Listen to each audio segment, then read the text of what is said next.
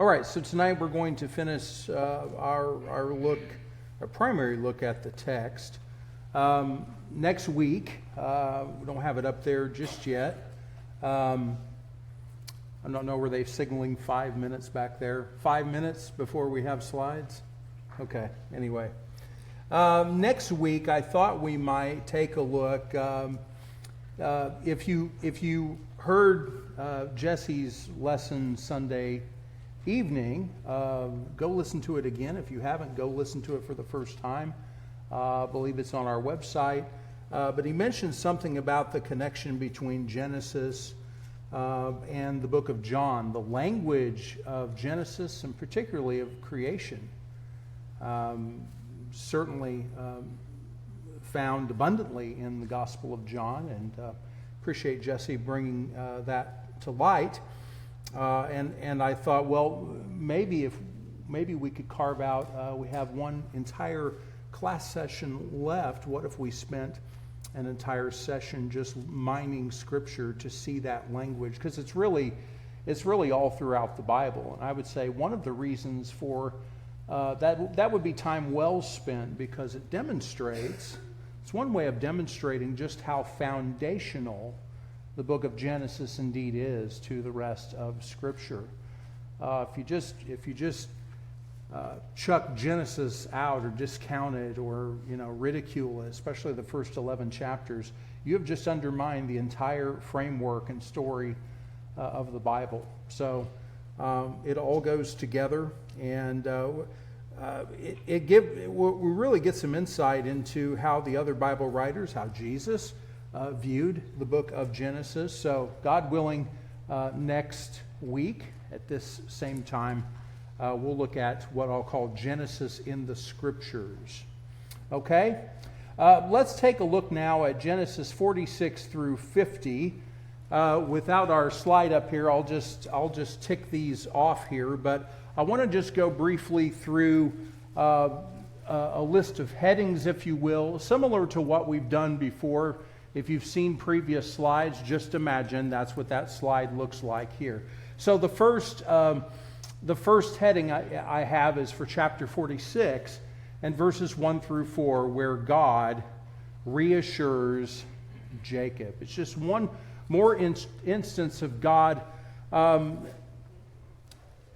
affirming to Jacob that he remains in complete control, that he has not forgotten his promises, that everything that he has said he will do, he will indeed bring it to fruition. I want you to notice in the text in Genesis 46, verse 2, God spoke to Israel in visions of the night and said, "Jacob, Jacob," and he said, "Here I am."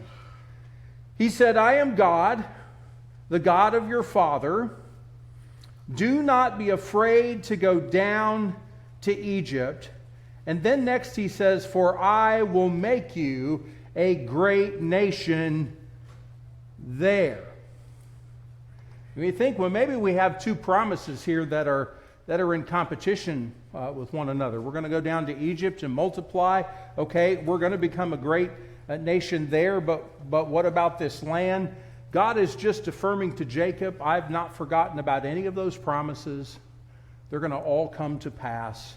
I've not forgotten about the promise to make you a great nation. It will be there. Now that's similar to what God affirmed to Abraham. Your descendants will live in a land that's not theirs. They'll be enslaved there for centuries and will come out with many possessions. Here, likewise, God says to Jacob, He's essentially saying to Jacob, it is part of my plan and purpose for you to be in Egypt. Yes, there are the circumstances of the famine, but God has simply used those circumstances to advance His purpose. And so, a lot of unknowns, right? We just kind of take for granted that these people are willing to just uproot and take all their possessions and go to what is for them a completely different part of the world. We just take it for granted maybe that they're going to just have the faith to do that. Well, I think God understands what He understood with Abraham and what He understood with Isaac and what He understands with us, that sometimes we have real fears. We want to trust God, but we struggle sometimes. I believe God understands that. He understood that with Jacob. And so he says, knowing his heart, do not be afraid to go down to Egypt. The promise is just as important to me as the day I first uttered it to Abraham. I will make you a great nation there. Egypt is part of the plan. Joseph's already there in his mind, isn't he? God has brought this about. I will, and then notice, we'll come back to this statement later. I will go down with you to Egypt, and I will also surely bring you up again. So any lingering, doubts about the land promise, God addresses those there. You and your family will be back here. I've not forgotten about, I think he could be hinting at the land promise here. And he further says, Joseph will close your eyes, which we're about to read about that great reunion here shortly. So, God reassures Jacob. Okay, there we go. Thank you, guys. And then later in chapter 46, Jacob and his family indeed make the trek all the way to Egypt. I thought about putting up our map again, decided not to. But we get a sense of the general route that they took. Verse 5, he arose from Beersheba, and the sons of Israel carried their father Jacob and their little ones and their wives in the wagons which Pharaoh had sent to carry him. We read about Pharaoh supporting this move in the previous section. And so Jacob, with a full heart, full assurance of faith, if I can borrow from Hebrews language, took everything. Verse 6, their livestock, their property, which they had acquired in the land of Canaan, came to Egypt, Jacob and all his descendants. With him, his sons, his grandsons with him, his daughters and his granddaughters, and all his descendants he brought with him to Egypt. And then starting with verse 8, down through, let's say verse 27, somewhere around there, we actually have a listing, don't we, of these descendants of Jacob. Some people like to make a big deal out of the fact that in Acts chapter 7 and verse 14, Stephen says that there were 75 people that came to Egypt, whereas here it says it rounds it off as 70. I don't think it's difficult to reconcile these. I think it could be argued there are different methods of counting here that certainly could explain the discrepancy. There are certainly, what is not a dispute is that there are 66 direct descendants of Jacob. They're listed here in the text. Do the math for yourself. And then after that, if you add Jacob, Joseph, and then Manasseh and Ephraim, that's how you get to 70. But it's clear from chapter 50, Jacob had other extended family. Maybe that is what Stephen was counting. The Septuagint, I believe, may show 75, the Greek translation of the Old Testament. So it really just comes down to others being included in the count. Not really a contradiction. Anyway, but the point is that these 70, 75 people, 70-ish people are going to go into Egypt, and they're going to come out what? Hey, yeah, it's probably going to number a couple of million. We're just estimating, right? There were 603,000, I think, at one point, 550 fighting men. Then you count the women and children, all those multipliers. You quickly get to an estimate of some 2 to 4 million people. But Exodus chapter 1 is going to say that the people will multiply exceedingly. That's one of the... these chapters here, of course, set the stage for the continuing narrative that is known as Exodus, the next part of the story. But these 70 go down to Egypt. And then, of course, at the end of chapter 46, we have this beautiful reunion between Jacob and Joseph. Verse 28, we see Jacob again. Judah has emerged as a leader among his brothers. He sends Judah before him to Joseph to point out the way before him to Goshen. Verse 29, Joseph prepared his chariot and went up to Goshen to meet his father Israel. As soon as he appeared before him, he fell on his neck and wept on his neck a long time. Don't you, as a reader, just want to pause and give that the requisite meditation it deserves?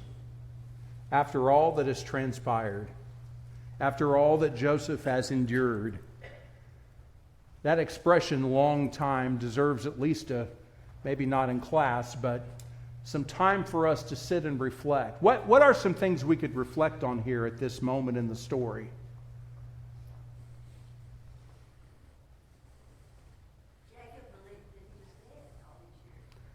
There's Jacob learning that Joseph, in fact, is alive. What does all of this say about God?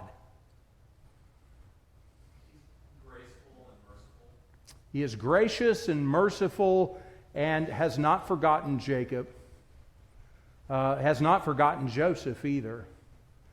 And now it's a little bit of a foretaste of, if this was as great as we imagine it was, how much, can we make a how much more argument? What about heaven?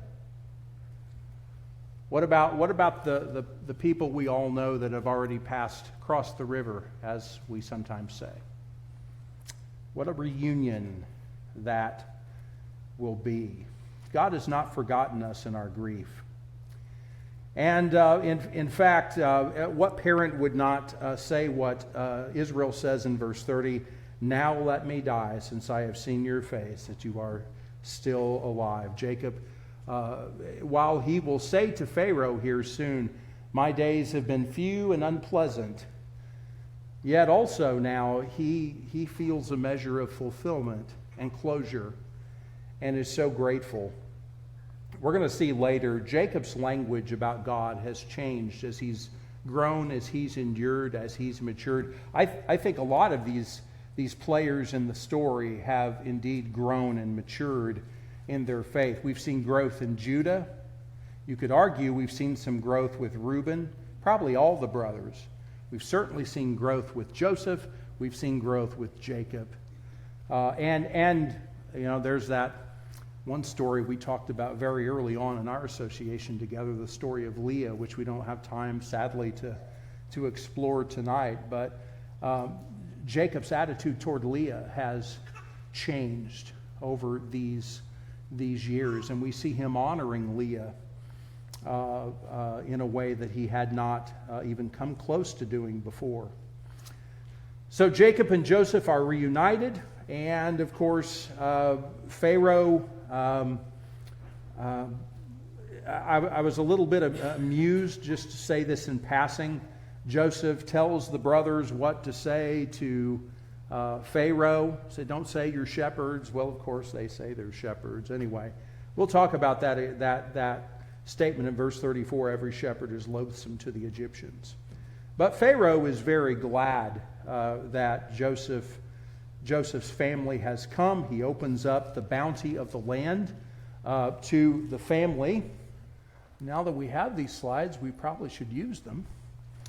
And so the family settles in Goshen, chapter 47 and verse 6. "The land of Egypt is at your disposal. Settle your father and your brothers in the best of the land. Let them live in the land of Goshen.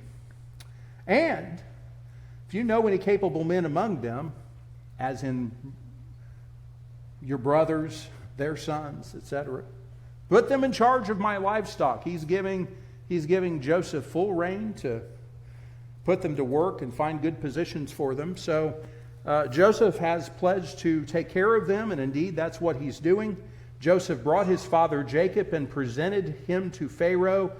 And then notice, so now in the middle of this could deserve a separate heading, but notice what it says twice, verse 7 and verse 10.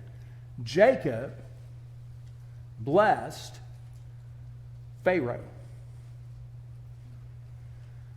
I don't want to make too much of that, but for me, I get a little bit of a Hebrews 7 vibe there. Why Hebrews 7? Because that's the Melchizedek text where it says that Melchizedek blessed Abraham.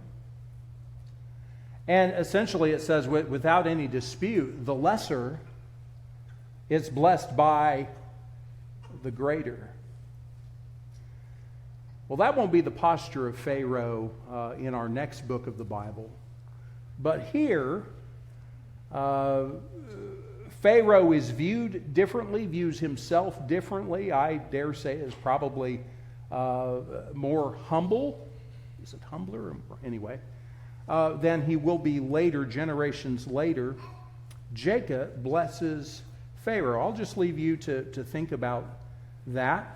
That was a statement that struck me. But the family settles in Goshen. Joseph is taking the role of the caretaker of the family. He is going to receive the double portion, and is really assuming the responsibility, verse 12, of providing for his father and his brothers and all his father's household. Now, then in verses 13 through 26 is something interesting. I would again preface my remarks by saying I wouldn't want to make too much of this. Talk to me about, we just alluded to it, how Pharaoh was viewed and regarded in the time of Moses among the Egyptians. How was Pharaoh viewed, regarded among the Egyptians in the time of Moses? He was a god. He was the, I don't know, okay, Curtis said that. He was probably seen as the greatest of the gods, truth be told.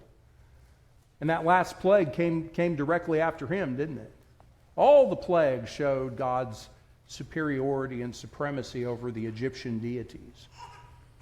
But I think here in 47 we could have something of an evolution in terms of how Pharaoh is viewed. And I'm certainly open to discussion about this, if not now, perhaps afterward. But notice Joseph, as he executes the charge given to him, begins to acquire in the name of Pharaoh more and more and more stuff. And I'm not finding my notes here. But if you just let your eyes run over this. The first thing that Joseph gathers, verse 14, is all the money. So he's collecting money in exchange for food. Well, then the people run out of money. So now what could they use to trade? Verse 16, Joseph says, give up your livestock and I will give you food for your livestock. And so they go through some iterations of that. And then pretty soon, Pharaoh owns all the livestock, the horses, the flocks, the herds, the donkeys. The next year, verse 18, they come and say, there's nothing left for my Lord except our bodies and our land. So basically, by the end of this, they have yielded up everything they own, everything that they could possibly offer, including themselves, in service to Pharaoh. And so Pharaoh ends up owning the whole land. Pharaoh begins to be seen, he is, with that kind of power is, as you could well imagine, is going to come a change in how the Pharaoh will present himself and how he will conduct himself. It's inevitable. I was thinking of the expression in the book of Exodus where God says, Moses was to say to Pharaoh, or Aaron was to say to Pharaoh, I can't remember, I have raised you up. I have raised you up. I would just suggest that to some extent he used Joseph to do that. Again, just for your further study. But this is another example of how really the end of Genesis is just setting the table for all of that conflict between Pharaoh and God, between Pharaoh and Moses and Aaron.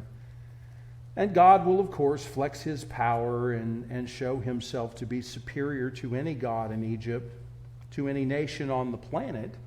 Egypt, of course, was the maybe the big bad bully on the block would be one way of putting it. So anyway, let me pause at this point. Any observation or two that you'd like to share so far? We're just hitting the highlights of the text like we've been doing. I have some other things to take you through, but I'll pause now and ask if anyone has a comment. We have a couple of microphones back here. We have up here.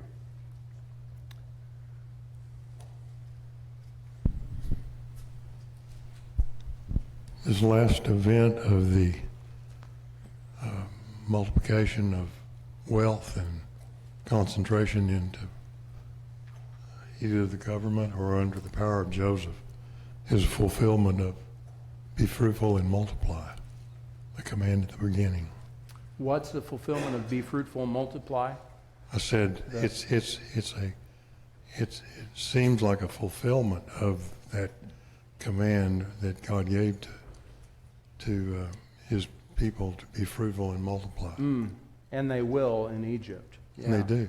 Yeah, that's exactly right. Yeah, he will cause them to multiply. Pharaoh's efforts to impose population control are going to fail. God will, there's no aspect of this that God isn't in control of. Okay, so in chapter 47 beginning, really through the end of 49, I could have broken this up into multiple sections, but I just call this Jacob's final words to his sons, not all at one time.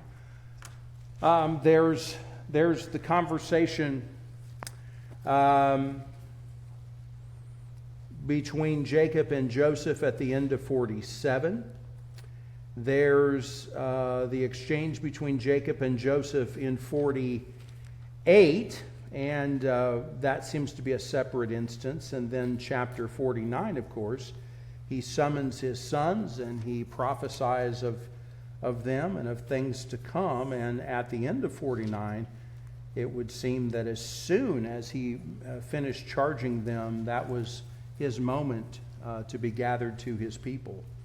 And so we're presented here with some of the very last things that Jacob will say, and the focus is on his sons. I believe this demonstrates on Jacob's part a belief in God's promise.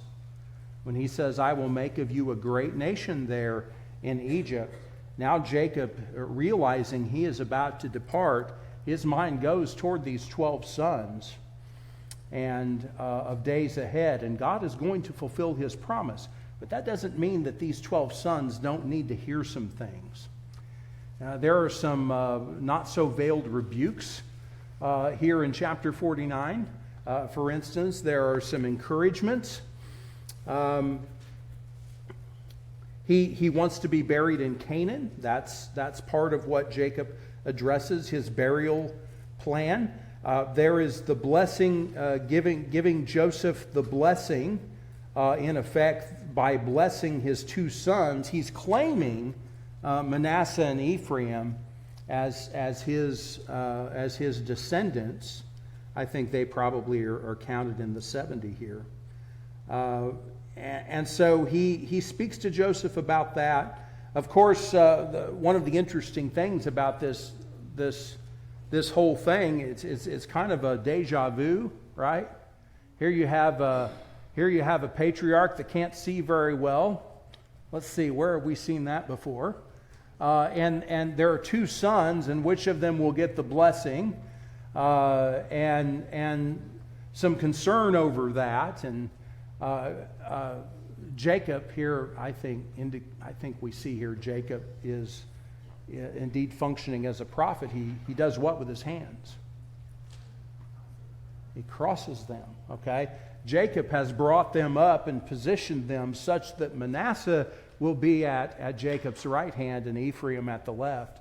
But Jacob reaches his right hand over and places it on Ephraim's head, his left hand on Manasseh. Now both will become significant tribes in Israel. But Ephraim, another case of the younger being elevated above the older. There just seems to be this continual continual theme here. All right. Hastening on, chapter 49. Lots to be noticed here about the prophecies concerning his sons. Of Reuben, he says he is uncontrolled as water. He cites some good qualities that Reuben had, not just as a function of his birth order, but also Reuben had some potential to be a leader among his brothers. Reuben squandered that, though, didn't he? His spiritual Achilles heel, if you will, was his lack of self-control. Can you think of one particular instance of that? Leon? He went up to his father's couch. He had relations with Bilhah, I think. That was the mother of two of the sons, and at the moment it escapes me which two, but Bilhah, I think maybe being Rachel's handmaid. Anyway, Jacob hears about it, and he hasn't forgotten about it. He says, uncontrolled as water. So that says there's strength there, but sadly, that strength has not been harnessed for good. Now, I would hope we could, there are lessons to be gleaned from that for us, aren't there? Are we harnessing the strength within us that God has given us, the influence, the potential for good? Are we harnessing that to His glory? How many men and women have squandered their influence because they were uncontrolled as water? Simeon and Levi, similarly, failed to show good quality when they were in another way uncontrolled as water. How so? After their sister was raped, they took revenge against Jacob. Righteous cause of being indignant about the rape of their sister, but the way in which they went about it, I don't believe what God would have wanted them to do. I mean, to say nothing of the trouble that it caused Jacob. All of it. But Simeon and Levi, Jacob remembers their violence. He says, he notes of their anger, it is fierce. Their wrath is cruel. A couple of parallel statements there. He speaks of their self-will. They had made their minds up, and nothing was going to change it. That's not an especially good quality in some circumstances. Self-willed. Reminds me of 1 Timothy 3 or Titus 1 when it says, a man who would serve as an overseer must not be self-willed. It is not a leadership quality. But then Judah, he says of him, your brothers shall praise you. He cites that he will be victorious, that to him would be allegiance and honor. He is a lion's whelp, in other words, a young lion. And so there's strength, there's courage, there's potential, there's leadership. Judah will be the tribe of rulers. And then Jacob speaks of Zebulun and Issachar. He puts all of Leah's sons together. He speaks to all of them first. Zebulun will dwell along the seashore, be a haven for ships. Issachar, interesting, a strong donkey lying down between sheepfolds. There's something of maybe of an attitude running through Issachar. A willing burden bearer, however. Then he and he splits up Dan and Naphtali, and he speaks to Gad and Asher in between them. But the four sons of the two handmaids, Dan, Gad, Asher, and Naphtali. And then moving ahead here, he speaks of Joseph being fruitful, conquering, overcoming bitter attacks. God will help him, great blessings, distinguished, the language of being distinguished among his brothers, no surprise to us as students of Genesis. And then Benjamin, the one, by the way, who easily had the most sons go with him down to Egypt. It shows in the listing of the grandsons, Benjamin had 10 sons. No one else had that many. He says he will be a ravenous wolf. So he may be the youngest, but he can put up a fight as well as the next tribe. And Benjamin's going to have some conflicts with his brethren in coming years. At one point, Benjamin will be nearly wiped out. Anyway, all very interesting. But then we come ahead to chapter 50, where we have the death and the burial of Jacob. Jacob dies at the end of 49. A heart-wrenching scene in chapter 50, verse 1. Joseph fell on his father's face and wept over him and kissed him. It says 40 days were required to embalm him. The Egyptians, verse 3, wept for him 70 days. The Egyptians revered Joseph. They appreciated Joseph. Earlier, they had said to him, "You have saved our lives." Well, in honoring Joseph, they honor Joseph by honoring Jacob. This also, by the way, all sets the stage for that statement in Exodus where it says a new Pharaoh arose who did not know Joseph. What Joseph did for the land would be long remembered until it wasn't.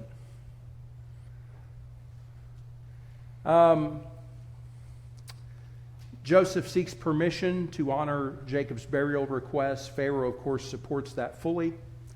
He and the brothers go up to Canaan and bury him in the cave of the field of Machpelah, verse 13, before Mamre, which Abraham had bought along with the field for a burial site from Ephron the Hittite. You think of those generations buried there. Earlier in chapter 49, if we want to note verse 31, here's how we know that Leah was dead by this time. I assume Bilhah and Zilpah were also dead. Rachel was dead.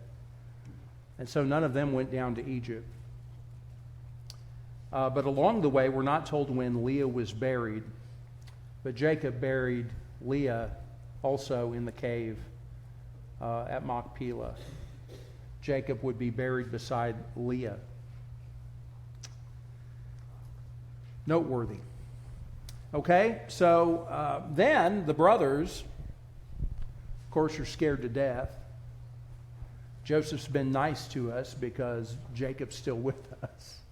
Would you have thought that? You don't have to answer out loud. I think I would have been a little bit fearful of what Joseph might do.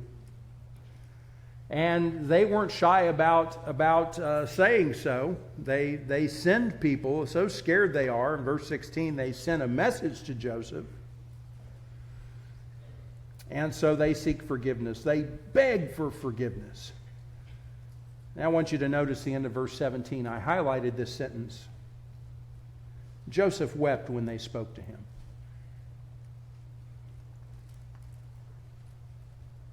That statement speaks volumes, doesn't it? Joseph wept when they spoke to him. That wasn't grief over his father. They'd all had time to mourn that. I want you to see the heart. It's awesome. Genesis closes with the death of Joseph. It would appear that at least some of his brothers survived him. We're not told when each of them died, but there were brothers left. When Joseph is about to die, he gives orders. And notice, this is a fitting closing to our study of Genesis. God will surely take care of you and bring you up from this land to the land which he promised on oath to Abraham, to Isaac, and to Jacob. Then Joseph made the sons of Israel swear, saying, God will surely take care of you, and you shall carry my bones up from here, a statement that will not be forgotten when Exodus is written. So Joseph died at the age of 110 years, and he was embalmed and placed in a coffin in Egypt. I'll just splash this up here for the sake of time. Remember, we've talked about chiasm a little bit. I found another example of one. I'm not going to go through it. Just going to splash it up here. Where you get, and some of them are, like this one, are constructed where you have two statements that are separated. One's at the beginning of a section, one's at the end, and they run parallel to each other. And then the next two statements fit each other, and the next two, and the next two. You can kind of see that here a little bit. Beginning of Joseph's story, end of Joseph's story. By the way, we're putting all of these slides, some weeks I've been a little bit delinquent, on our website, in the members section. If you want to know how to access these, I'll post them in PDF. So you don't have to feverishly copy this down. You can just go look at it at your leisure, okay? All right.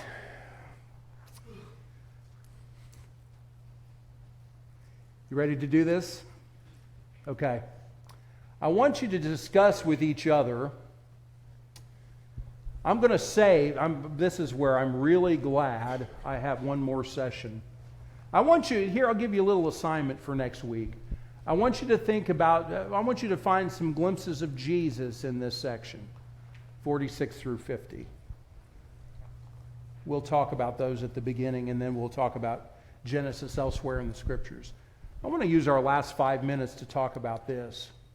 What lessons should Israel have learned from this part of Genesis? Okay, Israel wasn't even a nation at this point. They're a family of some 70 people. But they're going to become a nation. We've seen God hasn't forgotten about that promise. He's told Jacob it's coming. Okay, Moses will record this for that nation to be. And by that time, that nation is not just to be, it is. What lessons should Israel have learned from this part of Genesis? This is one more opportunity to speak to your neighbor. Don't hurt yourself. Let me say that again. No back injuries tonight, okay? No lost time injuries. Josh is going to set us up with a 5-minute timer, which is about how much we have left. So whenever you guys can go ahead, and I'm showing 20 tills, so by a quarter till, oh, there it is. How about that? Wow. You can't not see that.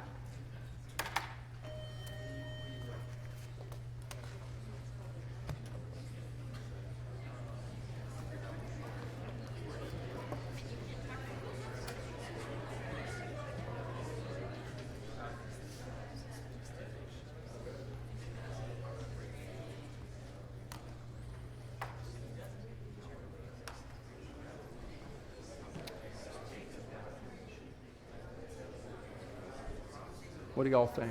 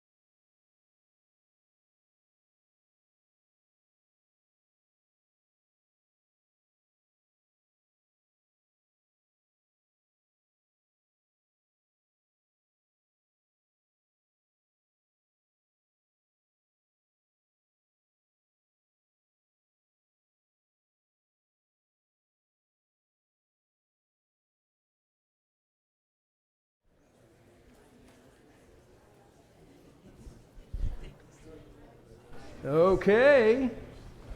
We don't have time to discuss all of your discussion, but I hope you found that helpful.